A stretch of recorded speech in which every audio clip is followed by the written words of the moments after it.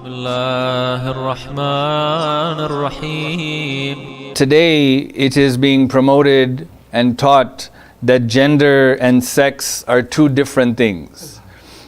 Sex is physiological. It is that which a person is born with. So basically when the doctor hands the baby to the mother, and says to the mother, congratulations, you have a girl, that's the sex of the child. Or congratulations, you have a boy, that's the sex of the child. While gender is psychological. It is a feeling, they say.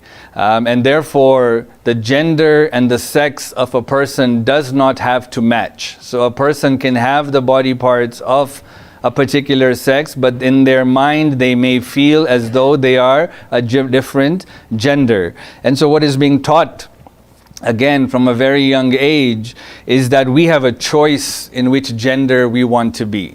And a person can be a particular gender in a particular phase of their life, and then they can switch to another gender because they feel like they are the other gender in another phase of their life. There are many terminologies and definitions surrounding this particular movement, and I just want to mention a few of them for us to understand that it's a subject that requires a lot of understanding. Right? That how they navigate, because language is very important, and sometimes when you look at how things are defined, we find that we are being boxed in even further in defense of our belief. Yeah? So there are certain definitions that I want you to understand. One is gender identity, and that's what we talked about. Gender identity is each person's internal and individual experience of gender. Again, realize what is being said here. It's not the sex of the person, but it's what they experience themselves and what gender they consider themselves to be. It is a person's sense of being a woman, a man, or both, or neither, or anywhere along the gender spectrum. A person's gender identity may be the same or different from their birth assigned sex. And so what was being taught, again, from a very young age, is that one can choose the gender identity they most align themselves with. How I feel I am overrides my biological sex. Yeah. Then there is something called gender non-binary. Gender non-binary means that individuals who do not identify their gender as man or woman. Other terms to describe them are gender queer, agender, bigender, etc. Then there is also trans man and trans woman. This is a person whose sex is assigned at birth as female but identifies as a man. Or a person whose sex is a male but identifies as a female. What's interesting, is that when you look at these definitions, not only do they assign different names for those who don't identify themselves as a particular gender, but they've also assigned labels to those who identify themselves with the gender that they were born in. Yeah? So a person who was born as a man, as a boy, and identifies himself as male in their gender is known as cisgender. Yeah? It's really interesting, I find, right? So it's not that they just leave that category, but they have also assigned a label to that category. Cis basically is a Latin word which means on this side. Yeah, and it's the opposite of trans. So you can either be cis or you can be trans. But they have assigned a particular label for those who identify themselves as the same gender as the sex of them. And what we see then, right, is that when you assign such definitions, and you don't just assign definitions to those who don't identify as the norm or what was the norm at one time, right? But when you assign definitions to everybody, what you do is you create an even playing field for everybody, and you make it normal for everybody. And therefore, whatever you are simply within this category or this framework that is equal to everybody else. It's really well thought out, if you think about it from that perspective, because um, it does not give superiority to one over the other. We all have a definition, right? But Islam has a different opinion on this, right? And it's important that we understand what the Islamic opinion, what the Islamic perspective is on this particular issue. What does Islam say? Allah subhanahu wa ta'ala, clearly mentions in the Qur'an that there are two genders only in this world. Yeah? And that gender is dependent upon the sex that you were born with. And again, this sex and gender differentiation is very recent. It's not something that's old. And so before, the sex and the gender were the exact same thing. There would be no discussion on that, right? But today it has been separated through definitions. But Allah talks about that there are only two genders, which equate or which stem from the sex that you were at birth. Allah talks about this in numerous verses. In Surah An-Nisa, verse number 1, Allah subhanahu wa ta'ala says, Ya ayyuhan nas, ittaqu rabbakum alladhi khalakakum min nafsin wahida. He says, O mankind, have taqwa. Yeah, fear Allah who created you from one soul and created from its mate. And created from it its mate. وَخَلَقَ مِنْهَا زَوْجَهَا وَبَثَّ مِنْهُمَا رِجَالًا كَثِيرًا وَنِسَاءً. And from that He spread forth many men and many women. Yeah? In Islam there are only two genders, and depending on the gender that we are at birth, we are going to be judged by Allah subhanahu wa ta'ala based jurisprudentially on that particular gender. Allah says again in Surah An-Nisa, verse number 124, وَمَنْ يَعْمَلْ مِنَ الصَّالِحَاتِ مِنْ ذَكَرٍ أَوْ أُنْثَى وَهُوَ مُؤْمِنٌ فَأُولَٰئِكَ يَدْخُلُونَ الْجَنَّةَ وَلَا يُظْلَمُونَ نَقِيرًا.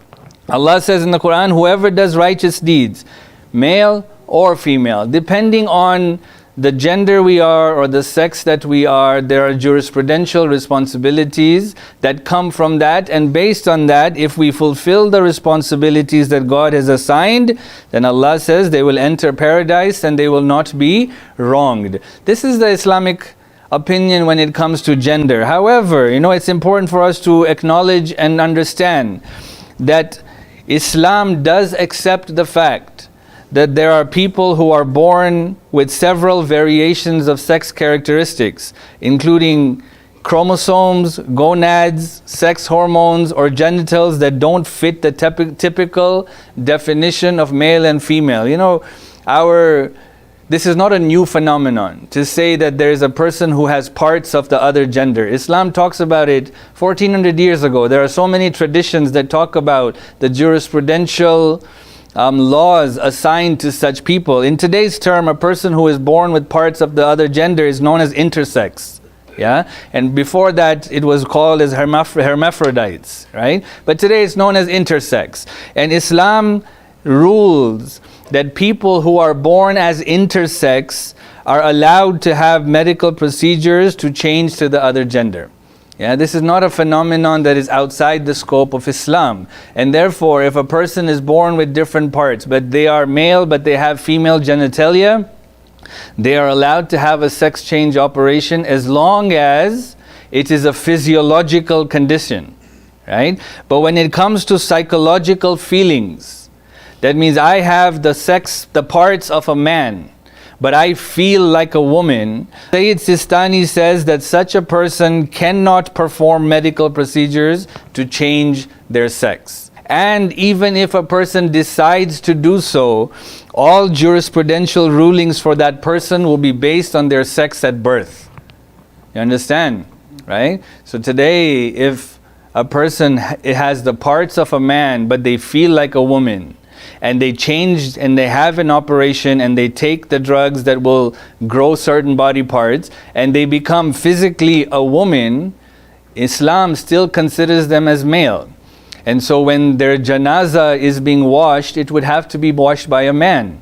Yeah, their inheritance would be divided as a man. Psychological change does not make it factual in Islam. These points are important for us to understand when it comes to this broad spectrum of understanding. How do we interact with such people though? Yeah, how do we interact Islamically with those who psychologically identify themselves as the opposite gender? Or how do we deal with people who want to be called a certain pronoun, that does not identify with the sex that they are? As a rule, I think this is a rule that we've highlighted in all three of these talks. The Islamic ethics teaches us that we must respect every human being. And this is a grounding principle, right? And so even if a person dresses like the opposite gender, wants to be called, I don't have a right to insult that person. I don't have a right to look down and talk bad to that person or harm that person. General etiquette will always be important and emphasized in Islam. However, jurisprudentially, we have to abide by the rules of gender interaction. Right? And that gender interaction and the rules of gender interaction depend on the birth sex of that person. Again, we're talking about psychologically here, feelings, right? So if a person was a woman at birth, or a girl at birth, and they feel like a man, and now they have all the procedures that they are a man, doesn't mean I can now shake their hands. I can't, because they are jurisprudentially still a woman. As far as pronouns is concerned, if someone wants to be called a pronoun that does not identify with their birth sex, jurisprudentially there is no issue with calling them that pronoun. In other words, there is no harm in calling them what they want to be called, because me calling them with that pronoun does not mean that I accept their lifestyle. They just want to be called something. We call them something, right? And these are some things that you have to navigate as a person. And again, I don't think it harms, as long as we have that mental fortitude and belief that just because I call that person a she or a them or whatever it is they want to be called, it doesn't mean that I condone that action. Right? I am just respecting that person for what they want to be addressed as. When it comes to Islam, practicing homosexuality and same-gender relations is haram and considered a sin. There is no gray area on this issue, right? And again, what we are talking about is the practicing and acting out on these tendencies. Allah subhanahu wa ta'ala discusses this in the Qur'an very clearly, numerous times, when He talks about the story of Nabi Lut. What if someone has an attraction for the same gender? Are feelings haram? Are attractions haram? And this is where we have to understand that having feelings of attraction towards the same gender is not haram. As long as that person does not act out on those feelings, they have not done something which is haram. But this is something that we have to deal with extreme compassion. This is nothing more than a test from Allah subhanahu wa ta'ala, and as believers we have a responsibility to pray for such people so that they can pass their tests. And this is where we will be judged to see how committed we are. The way that we pass these tests are by being committed to what Allah subhanahu wa ta'ala tells us. Any addiction that a person has, the only way that they will get the himmah to even begin changing their way of life is by believing that what God says is haqq. The final question that I want to answer today is around the sin of homosexuality. Is the sin of homosexuality a greater sin than other sins? This is a very important question, because I think that sometimes in our minds we look at certain sins differently than we do other sins, and a lot of that has to do with our culture and our upbringing. I had given this example a long time ago, like where I was born, like maybe alcohol around my family and my environment was not around, was not seen, and so alcohol in our eyes was najis. It's nothing that you stay away from, and it's considered a big sin. But bribing a police officer was normal. And so bribing doesn't seem like a big deal, but bribing and drinking, man, they're both sins, right? And so sometimes our perception of a sin is dependent on our upbringing. So when it comes to the sin of homosexuality, jurisprudentially, the practice of homosexuality is not a greater sin than drinking alcohol. The practice of homosexuality is not a greater sin than breaking relations with family members. The practicing of homosexuality is not a greater sin than gambling. Right? Keep this in mind. Because there are some times where we are very critical of certain things, but man, if we look in our own closet, there's some issues in that closet. And so we have to be very careful about these things. Each person who commits any sin is held accountable in the eyes of Allah subhanahu wa ta'ala. However, where homosexuality differs from other sins is that homosexuality becomes a lifestyle for that person. And it becomes something that they identify themselves with through that sin. And so you will have a person who is identifying themselves as a gay Muslim. As soon as a person identifies themselves with a sin, that sin is different than other sins. You understand? No one will say, I am a drunk Muslim. No one will say, I am a weed smoking Muslim, I am a porn watching Muslim. No, but people who practice same gender relations will say, I am a gay Muslim, I am a queer Muslim. And as soon as a person identifies themselves with a particular sin, it becomes our responsibility at that point to limit our interaction with that person. So as long as a person, for example, is struggling with this sin or any sin, and they don't do that sin around me, they don't talk about that sin, I am allowed to be cordial and have relations with that person, in the hopes that maybe I can guide a person to leave a particular habit. But if they now identify themselves with a particular sin, it becomes my duty now to limit and separate interaction from that person. And this applies to anyone. Anyone who is proud of drinking alcohol and posts it, I'm not allowed to hang out with such people. Anyone who is proud of going out with girls in a haram manner, I'm not allowed to hang out with such people. And so this applies to all sins in particular. It's the marker of identification that will separate it from other sins. I get even scenarios sometimes from people who are working in HR in their own company, and they have to deal with these kinds of workers. And this is where I say that when it comes to the issue of justice and fairness, as far as the work practice is concerned, you should not discriminate against anyone. But the line to be drawn is that you should not be forced to say, I accept this lifestyle. That is where you say, I'll be fair and just in dealing with this situation, but don't expect me to announce that this is okay, the lifestyle. And so if they want to push their agenda on the minds of our children at school, we have to also make sure our children know what is right and what is wrong. To assist, to promote, to celebrate, or to support a lifestyle or an act that is forbidden by Allah is also forbidden in Islam. You understand? To support a movement in any way that Allah has said is haram for us to do. And therefore, while we are forbidden to harm or insult anyone for their actions, we are similarly not allowed to participate in the normalization of that particular act. And this is something where individually we have that responsibility. How it translates into our everyday life, that is something that we struggle with, and that is something that we have to understand and work out.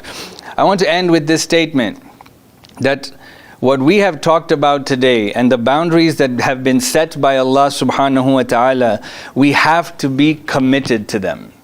And we cannot be afraid to hold firm to our beliefs. Allahumma salli ala Muhammadin wa ali Muhammad.